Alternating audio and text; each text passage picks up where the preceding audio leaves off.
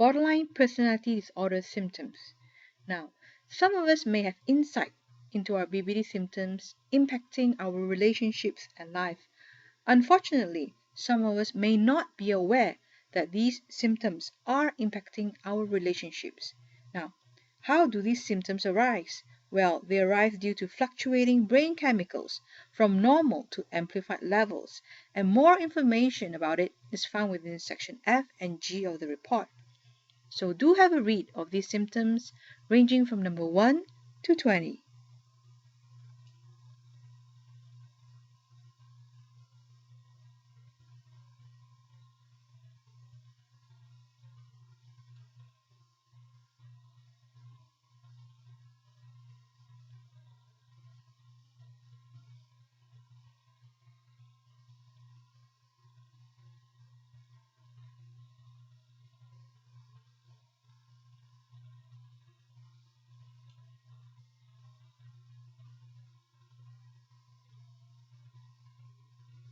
Now, if you notice, these symptoms are related to unregulated emotions.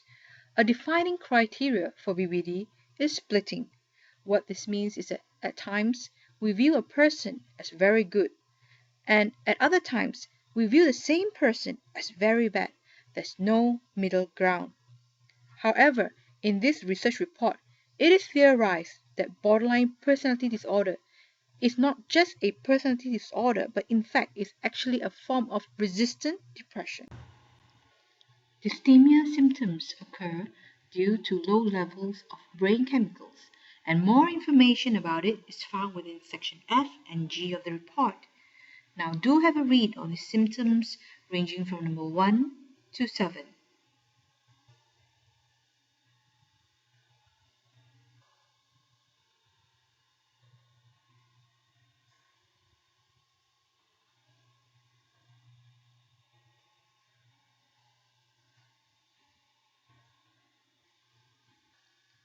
It should be noted here that dysthymia symptoms are a milder form of major depression.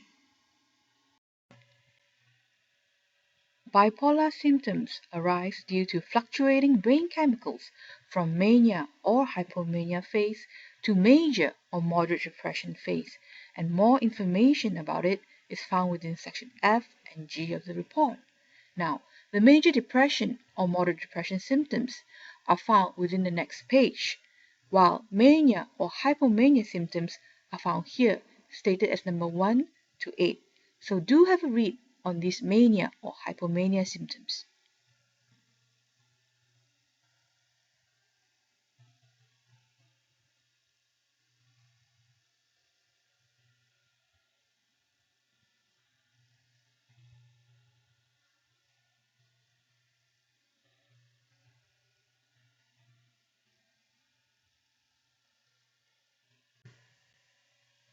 Major depression symptoms arise due to very low levels of brain chemicals, and more information about it is found within section F and G of the report.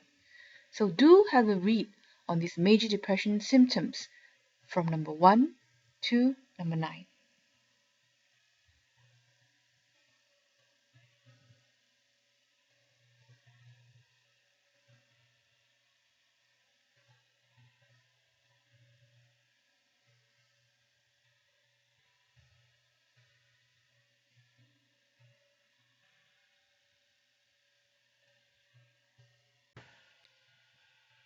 Section F and G of the report explores depression and neurotransmitters. Do have a read on the table at the bottom right-hand corner to understand what are neurotransmitters, its type, and what it relates to.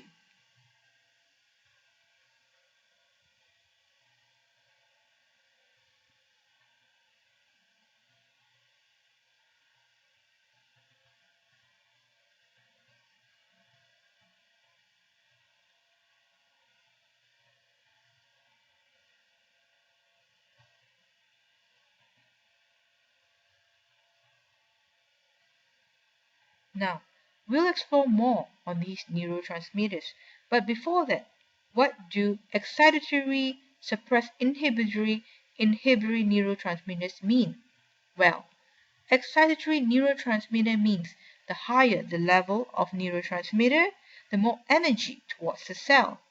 Whereas suppressed inhibitory neurotransmitter mean the higher the neurotransmitter level, the more suppression of inhibiting actions within the cell. For instance, serotonin. The higher the serotonin level, the higher the degree of well-being. Glutamate. The higher the glutamate level, the higher the degree of alertness in terms of memory, perception, and learning. With regards to dopamine, the higher the dopamine level, the more driven we are to achieve our goals. The higher the oxytocin level, which is a suppressed inhibitory neurotransmitter, the higher the degree of focus with regards towards ourselves, others, or on the relationship. Meanwhile, GABA, an inhibitory neurotransmitter, the higher the GABA level, the more calm within our body. The lesser the GABA level, the less calm within the body. Now, mental health is not found at the extreme ends of the neurotransmitter levels, but within the baseline normal range. For instance, let's say a person has a relationship breakup. Their serotonin level will be at the low end of the normal range. Meanwhile, their GABA level will be at the low end of the normal range. But if they do not cope well with the relationship breakup and ruminate, they will have high dopamine, glutamate, and oxytocin levels. And accumulatively, this will cause overexcitement or very high energy levels to the brain beyond the normal range, and this would then attract free radical attacks to the brain. Damaged memory cells at the brain from free radical attacks would lead to an inefficient transportation of oxygen, nutrients, and water to the cell. And the symptoms are free radical damage at estrogen receptor beta, free radical damage at dopamine, glutamate, oxytocin receptors, inflammation at the brain, oxidative stress at the brain. Now, oxygen is required for hydroxylation, which is an oxidation process. Hence, hydroxylation process is impaired, leading to the brain's inefficient synthesis of cholesterol in the brain, impairing learning, inefficient cholesterol turnover and excretion from the brain via the bile acid pathway, leading to a high cholesterol in the brain, and this may be associated with formation of beta amyloid plaques seen in Alzheimer's disease. Inefficient neurotransmitter production, such as serotonin, dopamine, which would then lead to a brain neurotransmitter imbalance. Now, a state of depressed oxygen level in the brain would also lower the neurotransmitter production of GABA, glutamate, and oxytocin, compounding the brain neurotransmitter imbalance.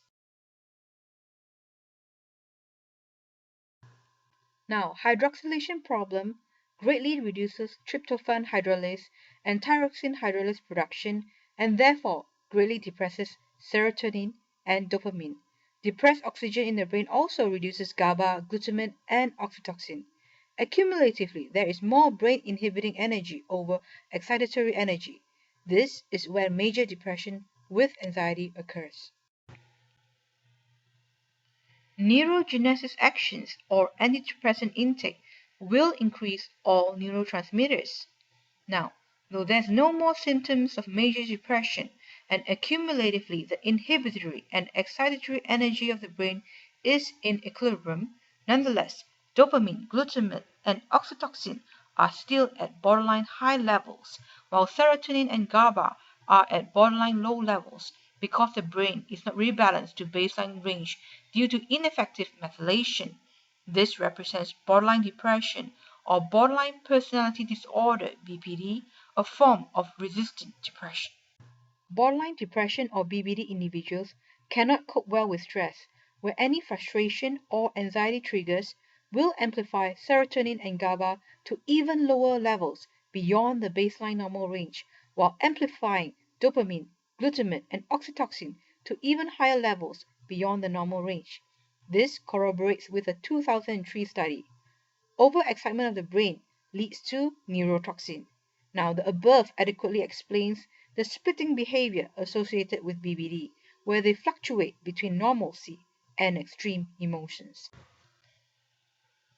A borderline depression at borderline baseline level, combined with further excessive protein intake, such as tryptophan and tyrosine, which are dietary precursors to serotonin and dopamine respectively, can further elevate serotonin S3 to S4 and dopamine D3 to D4 to higher levels.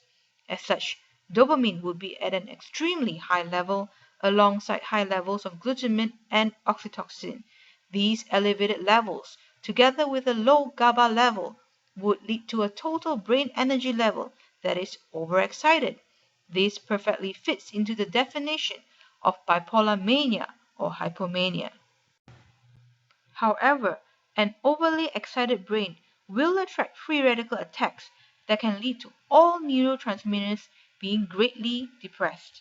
This perfectly fits into the definition of bipolar major or moderate depression. With neurogenesis healing actions, the neurotransmitters are slightly elevated upwards, but total brain energy level is still inhibiting and all neurotransmitters are still at a low level.